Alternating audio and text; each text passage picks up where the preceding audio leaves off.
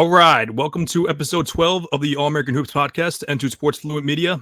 I'm Chris Driscoll, and I am, of course, as always, welcomed by my two brothers, John Driscoll.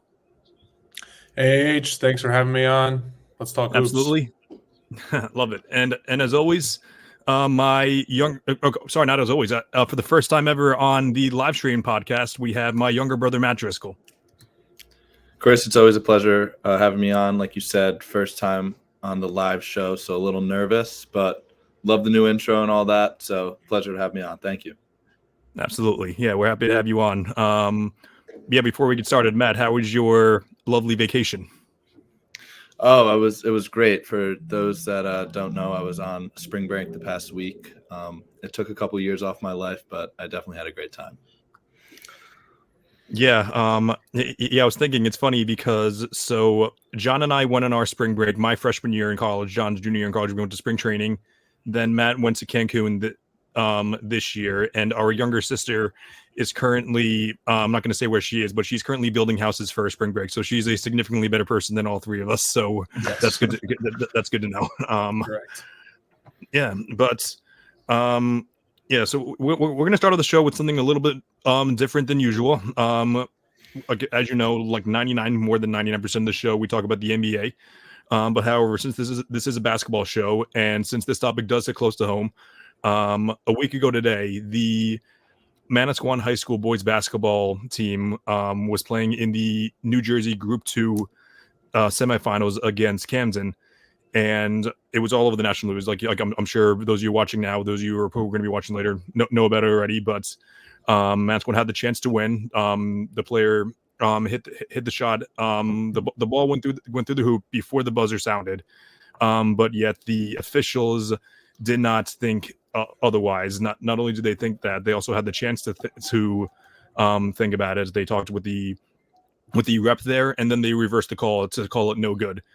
And I usually ask for your guys' opinion to start, but I'm going to start off with this one. And I know that you guys we're going to agree pretty much on everything that each of us say with this, but I just feel super bad because the guy, our guys, got robbed, and it's just super unfortunate how Manasquan High School is like this great place. It's a terrifically run program. The three of us all played for Manasquan basketball, none at the varsity level, but we all played, and this again. And it's funny because even though none of us really cared that much about high school basketball because we're all done with that now, all of us are like a little annoyed with the subject simply because we truly felt that that they got robbed. And I have a couple more things to say about that. But Matt, do you have anything else you want to add? Like you said, I really haven't been paying attention to Manasquan basketball like since I graduated. Like I stopped playing after my sophomore year, but still kept up with it in my junior and senior years because I had a couple buddies on the team. But like you said, this was a tough story to miss. It was on the national media and everything. The putback, clearly he got it off in time. And it's just like this problem is in the NBA too. There's just no accountability with these refs. They're going to continue to ref these important games, and to just miss a call like that, and not even just to miss the call, but to make the correct call on the floor, and then two of the three refs left the floor and then came back, and then they reversed the call.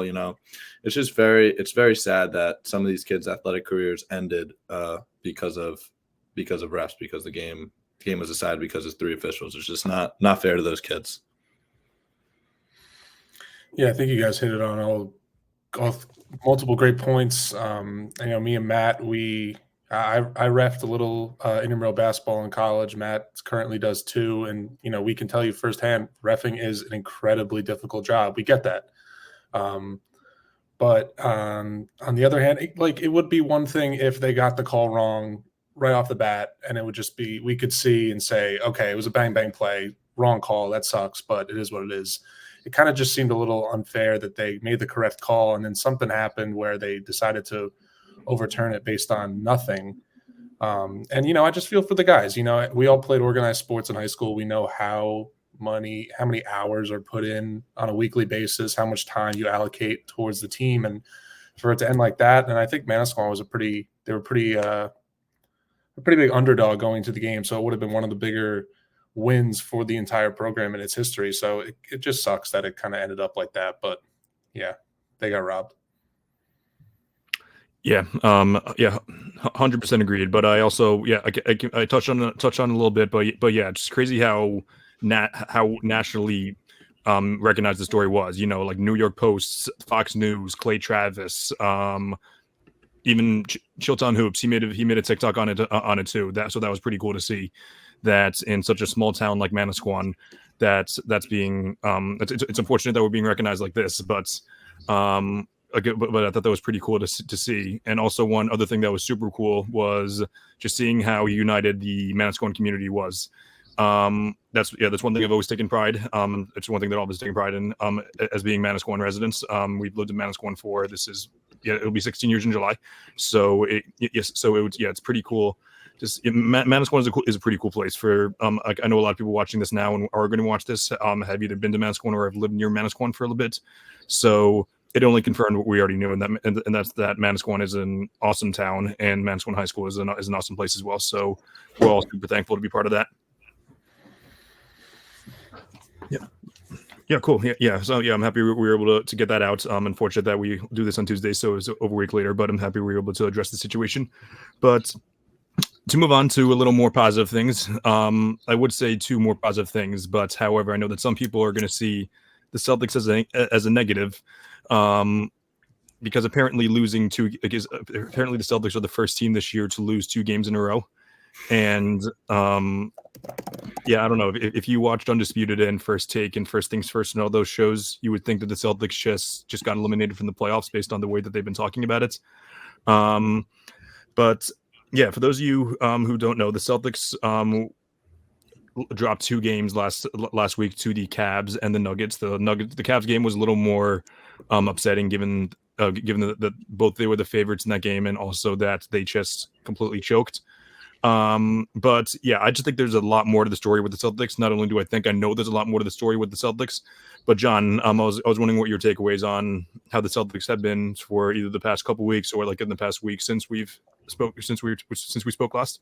Yeah, I'm not really all too concerned. I think everyone had their Celtics takes in the vault for a month when they didn't lose a game, and then they all just came pouring out when they lose back-to-back games. In terms of the Cavs loss, it's just a shitty loss. You blow a big lead on the road. I feel like that happens. That happens with every team, regardless of whether you're a championship contender or not. And then it just kind of sucks that it was followed up by a pretty devastating loss to the Nuggets. But, on the road in Denver, I mean, they win like 82% of their games at home, the Nuggets. So it's not really too crazy. They're a championship contender. We mentioned last week on the podcast, they're our favorites to come out of the West. I don't think it's all too concerning. Granted, you can say, okay, they're 0-2 against Denver this year, but both games were very close. Both games came down to, a make or miss shot. I guess if you were to go a little crazy and say you're concerned about one thing, it would be, Tatum did have 2 kind of poor games against Denver, but he's shown time and time again, he'll bounce back. He'll be all right. So not too concerned on my end. Yeah, I would totally agree with you, John. The 2 that they dropped against the Cavs and the Nuggets, obviously, tough losses. Definitely the one with the Nuggets, you wish that they won at least one of them in the season series. But if anyone's concerned about the Celtics or have like questions about the Celtics, I don't think they've been watching a lot. They're 21-4 in their last 25. They're currently league best 15-14. I know we talk about the 40-20 rule makes you a real contender. Well, I wonder what the 50-20 rule does, or even possibly the 60-20 rule could do, because these guys are they're a wagon. I think after, I forget what the stat was, but after a loss, they always seem to bounce back, even though they did end up losing 2 in a row. They have yet to lose 3 in a row, which is great. So yeah, just a great team all around. They're my favorite to come out of the East and my pick to win it all. Yeah, both you nailed on the head. I would say the only thing that I'm concerned about is Our friend Matt McCann sent this in our Celtic group chat the other day, but I'm pretty sure that they're 1-6 in the since January 1st against teams that have a 600 winning percentage. But again, that's a very like believe it or not, January 1st is actually a long time ago. At this point, it's been 2.5 months, so it's a long time in a very small sample size. So it's is that concerning? If that is probably the biggest concern, I'd say, is their ability to not ability, but just the fact that they haven't closed against the best teams. But however, some of those games they did have injuries, and also some of those games just came down to the wire. So I would say, at the end of the day, you're going to lose some games. You might as well lose to the best teams. And also, yeah, as Matt said, yeah, I didn't realize they were 21-4, but I did know that they've won 13 out of their last 15, and they've won 50 games before any other team wins 46. So valid concerns, but but this is still the best team in the league. I think there's also something to say about just facing adversity. I think it's important for teams to face adversity. You don't want to steamroll your way through granted, it would be lovely to steamroll your way through the regular season, but it's nice to be able to see what happens if after a tough loss, how do they respond? And, for the most part throughout the year, after a tough loss, they've responded well. And I think hopefully that continues throughout the regular season and then into the playoffs. Yeah, that's a great point, John. Obviously, last night's game against the Trailblazers wasn't a lot of adversity, but the previous game against the Suns, which was the game after the Nuggets loss, it was a very close game, and I think they needed to show – well, they've shown it all year, but show in the past couple games that they can win these close games and win in these clutch moments. So I thought that was a very important win. Yeah, 100% agreed. But obviously only time and Dan Greenberg from Barstool Sports even said today, someone was saying it was I forgot what the tweet was exactly, but it was about how Tatum Tatum came back and had like a great close yesterday, and then someone said only thing that matters is that he wins the ring, which is 100% true. Only thing that matters at the end of the day is that they win. But it's March. We gotta wait. We gotta wait until then. But and just see what we have in front of us now, which is the best team in the league, who has just had a handful of bad losses. So, be concerned all you want. No one's gonna stop you there. But objectively speaking, this team is still a fantastic team and one of the best teams that we've seen in the past few years. So getting me riled up with talk about high school basketball and the Celtics, and this episode's like my bread and butter, because now we're talking about, because the third topic is about the history of basketball, which if you guys obviously you guys know that I've made my own top 100 list, and I'm currently in the process of expanding that even more, and obviously in that list is going to be 90s players, because I include players from every single era. Because I don't know about everyone else, but I'm not done with the 90s. The 90s are I'm not gonna gloat and talk about how the 90s were so much better today. Because obviously they're not that much better. I think that today's game is the best, but however, I do think that we should respect our history. I know that John and Matt aren't really as into basketball history as I am, but I'd still like to know what your thoughts are. Maybe Matt, you can give your take on that. Yeah, when you sent out the agenda about the 90s draft, I get, people on Twitter have been saying that we're done with the 90s. I was a little nervous because I thought you might wipe the floor with me and John with the amount about the history of the game. But, looking at it, I do believe that the game is the best it's ever been. And I think that's just going to keep the way it's just going to. That's just how it is. Like, every sport just evolves and evolves and evolves, and it keeps getting better and better every year and every generation. But looking at these names, like when I was doing my research, there's still like Hall of Fame, like legendary players, and like obviously Jordan, but like even like a couple of guys that we'll mention later, all Hall of Famers, all like household names. So the 90s, great decade of basketball. Yeah, I think the whole, we're done with the 90s thing is just kind of a lame way from LeBron fans to discredit Michael Jordan. And, you can make an argument. I think we all agree that, we think Michael Jordan is the greatest player of all time. But if you want to say LeBron James is, I won't hold that against you. I won't think you don't know basketball. I think there are arguments to be made on both sides. I think the two of them are both just totally different players in two totally different eras. And I just think it's kind of a lame argument to try to discredit an entire era just to kind of prop up your narrative. There's, as Matt said, there's tons of great players in the 90s. And guess what? All the players that you love in today's game grew up modeling their game off of people who played in the 90s. And it's just, I think it's kind of lame. I'm not done with the 90s. And it's so easy for somebody to, grab a minute and a half clip of Michael Jordan using his right hand and then saying, oh, he doesn't have a left. Michael Jordan probably had one of the best left hands in all of basketball. The patented switching hands in midair layup.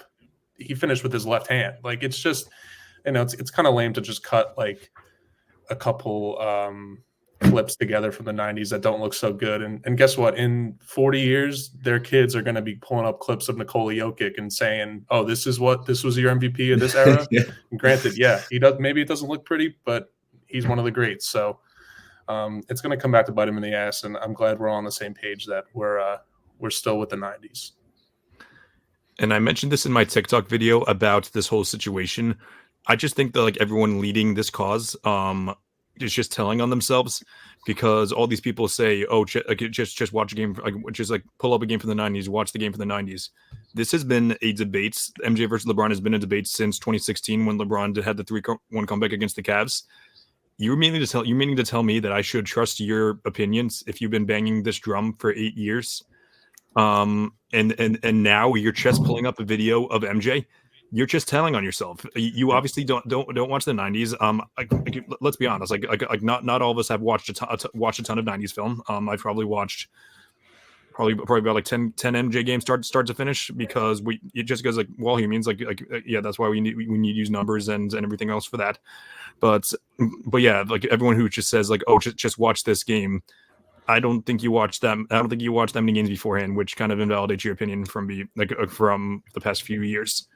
Yeah, Chris, you watching 10 Jordan games start to finish is more than I think 99% of the people that are saying watch these games are talking about Jordan versus LeBron. So don't discredit yourself there. And it's always pull up this Jordan game. He was terrible. It's like, okay, well, you could do that with any player of any era. Once you pull up, I think it was game 1 of 2008 Eastern Conference semifinals when LeBron James went 2 of 18 with 10 turnovers. Does that define his career? Absolutely not. Mm-hmm. It's kind of lame to pick and choose whatever fits your narrative, but I guess that's just NBA discourse now. Yeah. So before we move on to the next thing, I do want to be fair to just a couple of the points they made, because a lot of people are saying that this is mainly just in response to a bunch of the old heads who are just talking about how much better the game was back then, and how everyone is soft in today's day. Don't worry, Dad, we're not talking about you.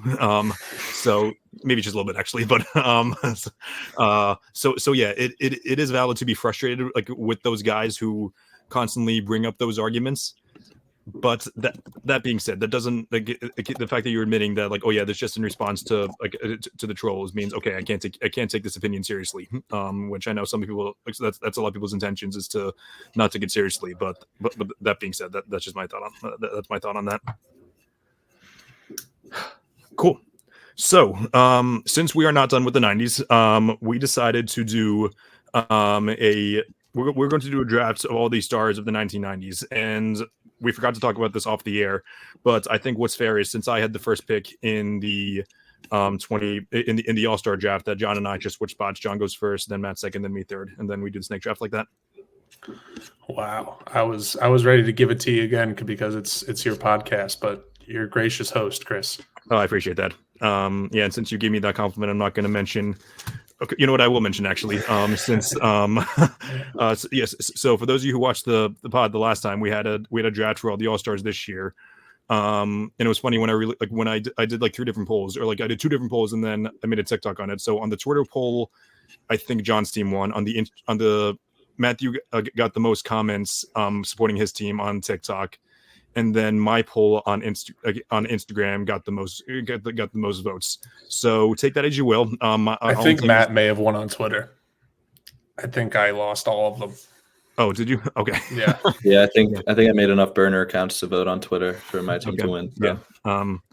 Yeah, and I'm not going to mention that half of John's votes on Instagram were him and his girlfriend. So we'll hold the page after that. But, I can't believe she didn't make other accounts and voted for me. It's ridiculous. Yeah, that's okay. Yeah, so we'll do John 1, Matthew 2, then me 3, and then I'll go 4, Matt 5, John 6, and so on and so forth. So we're going to do it's all players that played throughout the 90s, or most importantly, like their primes were in the 90s, and we're going to put together the best starting 5 and 6th man. So it's gonna be a total of 18 players. So John, if you would like to do the honors and go with your number 1 overall pick. Yeah, I think it's not much to really say here. I'm going to go Michael Jordan first overall. We all agree, greatest basketball player of all time, Michael Jordan. Yeah, shocking pick by you, John. Really thought he would fall to me, but I'm not going to complain with the second pick. I'm going to take Hakeem Olajuwon.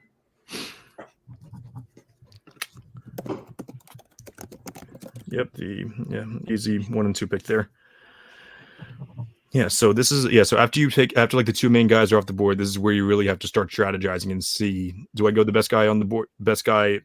Do I go do I go by chemistry? Do I go by positional value? And I do think positional value is important in the strats. Not only do I think the positional value is important, I think that breaking up chemistry is important. So with my 3rd overall pick, I'm going to go with Scottie Pippen.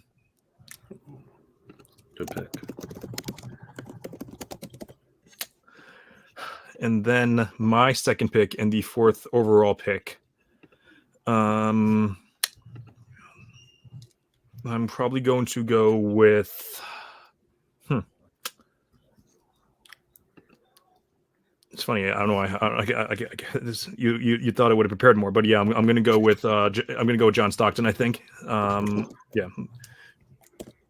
He's eight-time All-Star, I think. 6-time All-NBA throughout the 90s, and obviously one of the best passers of all time. So, yeah, I think he'll play every game. That's true. He will. Yeah, that was a great pick, Chris. I was going to take him if he fell to me. I was going to take one of these 2, which you talk about breaking up chemistry. So I'm going to take, off the court issues aside, I'm going to take Karl Malone with my 2nd pick. I think for a lot of these guys, we're going to have to go off the court issues aside, including both of mine. So maybe not as much as yours, but yeah.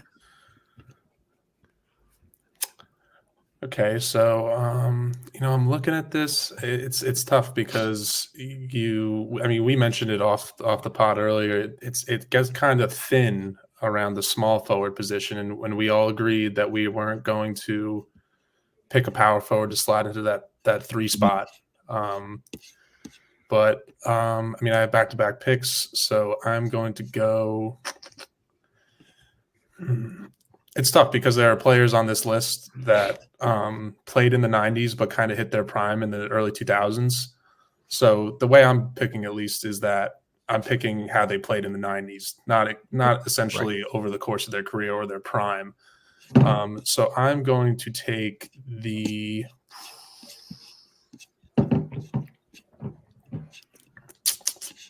I'm going to take the 1995 MVP David Robinson at my center position.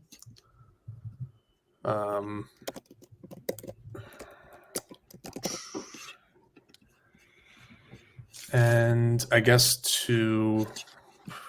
because I think it's going to be pretty thin by the time it wraps back to me in the small forward position, I'm going to take Clyde with my next pick.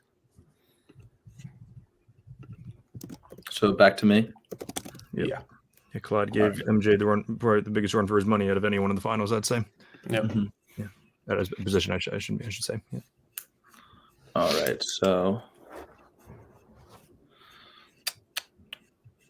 I think with my 3rd pick, like you said, with the small forward position, very thin. I'm between 2 guys right now. But I think this guy has better accolades in the 90s. I'm going to go with Grant Hill, 5-time All-Star in the 90s. He got 5 years with MVP votes. Obviously I think he was drafted in 94, 95. So a lot of his success was more in the early 2000s, but still had a very good resume in the 90s. Great pick. Sorry, who was that? Grant Hill. Grant Hill, nice. So I think my next guy, I'm gonna go. It's funny because I think he's a textbook example of someone who was maybe a little overrated by like the all-time greats, or not, but maybe by like all-time greats at the beginning. But then I feel like now a lot of people look at his accolades and see that he's not really that impressive. But however, you guys know I'm a big advanced stats guy, and if you look at a lot of the advanced stats and a lot of the big time games he comes in, I'm actually going to go with Reggie Miller. Oh, God damn it, Chris. Yeah, the all-time three-point leader when he retired, and I think it was a solid 10 years after when Ray Allen took it from him. So, and also as I mentioned, like his like advanced stats numbers go wild. Like I know like a lot of people who, like a lot of like the advanced nerds, they have him in like near like the top 30s area, which I don't have him that. I have him like the 60s, but still, it's still someone who I think is pretty underrated. The second best Miller in the family, because we know Cheryl Miller hold it down in that family. Yeah. And then, who should I go with next? I think I'm going to go with. So, I know this is the okay. You know, and I know he was better in the 2000s than he was in the 90s. However, Shaq was still a monster in the 90s. He beat MJ and I believe it was. It was 95. So and everyone says that they would that the Bulls would have beaten them if MJ had didn't have his baseball body, but I think they really lost because Shaq was so unstoppable and they didn't have anyone to stop him. So as much as Shaq was better with the Lakers, he was still filthy with the Magic too. That was your second pick, right, Chris? That was, yes. All right. So for I need a point guard and a two guard. This guy I feel like isn't really talked about a lot when we talk about, like, obviously not all-time discussions, but even like we talk about in the 90s, I feel like he's brushed down a lot. And this is Mitch Richmond. Ooh. 6-time All-Star. He won a championship, but that wasn't in the 90s. It was the early 2000s. 5-time All-NBA. He won Rookie of the Year in 1988-89. So, yeah, he's going to be my two guard.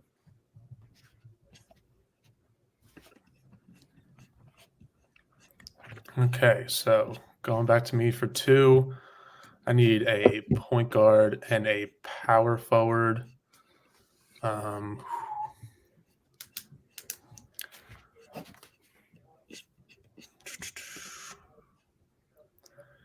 guess I'm pretty much between, for the power forward position, I'm between Dennis Rodman and Charles Barkley, kind of two pretty opposite players in a sense. But looking at the rest of my team, I think I'm gonna slide with I'm gonna go with Charles Barkley at my power forward position. I know Rodman brings more of a defensive presence, obviously great on the boards, but I value Barkley's offensive game a little bit more. How the hell did Chuck fall that far? I didn't even realize that he was still on the board. Oh my god! Yeah, I was like looking at his numbers earlier. It's pretty nuts. Yeah, he was. Yeah. People know him as like a silly guy on TV today, but he was easily one of the best players in the 90s and definitely better than the 12th best players. So, yeah, that's a steal for sure. Yeah, I should have filled out my 6-man before trying to fill out all the starting five. Yeah, John, you still up? I think. Mm-hmm. Yeah. So since I went with Barkley, more offensive. Yeah, more offensive input on the power forward slot for my my one guard. I'm going to take Gary Payton. Gary Payton is the second best guard perimeter defender of all time, behind Marcus Smart, of course. That's true. The glove. The glove. Yeah, now we can't guard Jordan on your team. So good pick, John. Again, my pick got stolen because I have yet to be in the first or third pick of the draft, so I can't have snake pick, but I digress. So I need a point guard and a 6-man. I'm just going to fill out my starting five and take Penny Hardaway as my one. I know I talk about inefficiency, but he's still a very good player. Okay. So I got my 2 guards. I got my center and my 3. So now I need my 4. I'm going to go with Sean Kemp. I think that he's one of the more him and Gary Payton were definitely one of the more underrated duos of the 90s. People could talk about Stockton and Malone being the best duo to never win the finals. I think that's they talk Stockton and Malone, they talk KD and Russ. I think that's Kemp and GP are very high up there as well. So yeah, we could use some more grit on this team too. So that fills out my starting 5.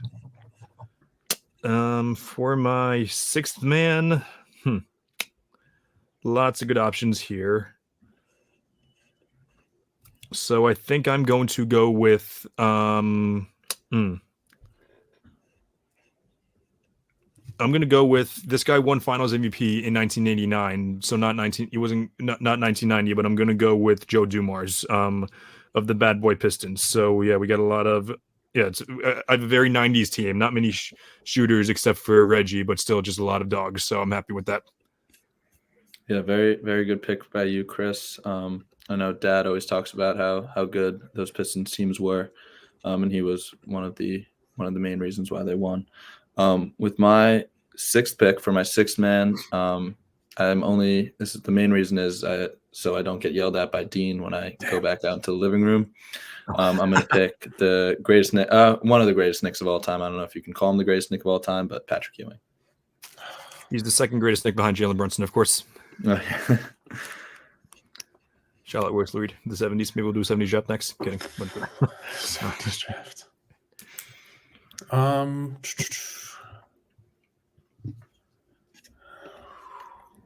Okay, so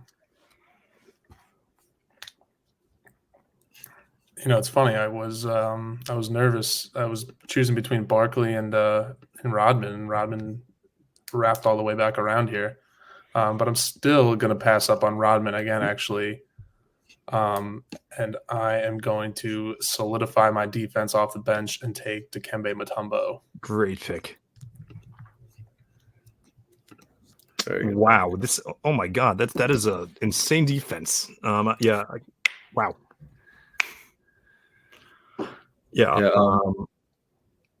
I think we should talk about some honorable mentions that we missed. I'm 100%. Yeah. Obviously, Chris wouldn't have missed him because he thinks he's the most overrated player of all time. But as mentioned, Dennis Rodman was missed. St. John's legend Chris Mullin. Dad's going to be very upset we did not draft Chris Mullin. Parks and Rec legend Detlef Schrempf we missed. He could have been taken, but just to name a few. Latrell Sprewell, Warriors legend, 3-time All-Star in the 90s. Did we mention? We talked about Manasquan Basketball earlier. Both mine and Matt, freshman basketball coach Colin Eldridge, his favorite player was Mark Price, actually. So that's another guy of the Cavs. Because he made his free throws. That's right. Yeah, very important. Lonzo Mourning.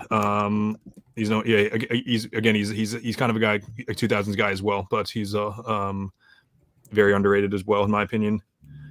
Tim Hardaway Jr. Tim Hardaway, yeah, that was good. Yeah, that was the next one. Yep, exactly. Perfect. Yeah. And then I don't know if it was mentioned, but Duncan and KG were on the list, but those are the kind of guys that were just late 90s bloomers and then exploded in the early 2000s. But yeah, definitely. Yeah. Duncan would have been an acceptable choice though. He won Finals MVP in 1999, and he was a lot of people make the mistake. They think that Robinson was the best player in the 90s. It was once Duncan arrived, he was the best player on the team. So obviously I'm a big Tim Duncan guy. So and whenever I get the chance to talk about him, I'll do that. Not gonna lie. After the last drafts, I was very, very confident my team was best. I still like my team now. I'm not that confident though. I think both of you drafted some great teams. Yeah, I think John has the slight edge over both of us, Chris. It wouldn't surprise me. Yeah, it's interesting actually when you compare because I have it on like a spreadsheet here. We have 2 tabs with the All-Star game and then the 90s 2 drafts that we did.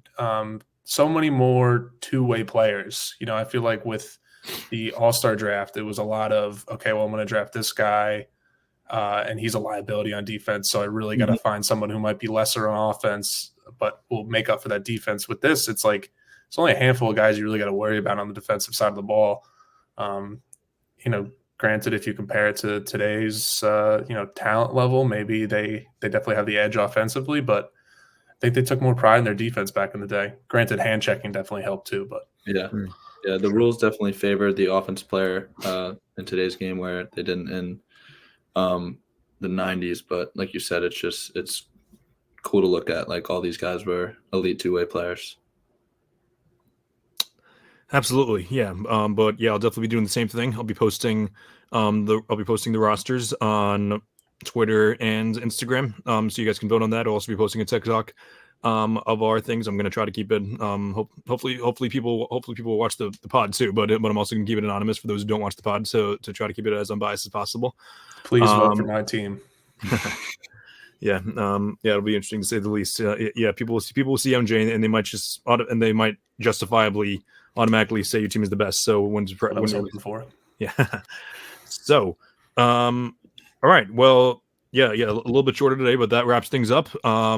Just a couple plugs before I close. If you guys can both like and subscribe to Sports Fluent Media, and then follow Sports Fluent on all your socials. Again, thanks Sports Fluent for taking on this great show. I'm very thankful for that. If you could follow me on all of my socials, it's All American Hooper for every single one. I'm on Instagram, Twitter, and TikTok. And then if you could also take a look at my column at primetimesportstalk.com. This pod will also be uploaded to that website. So very, again, thankful for them there. But yeah, as I mentioned, primetimesportstalk.com is the website. John, Matt, always a pleasure. Thanks so much for coming on the show. Yeah, thanks for having me on, Chris. Always a pleasure. Thanks a lot, man. Appreciate it. Everyone else, thanks for tuning in. If you're watching live, thanks so much now. If you waited until afterwards, again, thank you so much for tuning in. And I hope everyone else has a great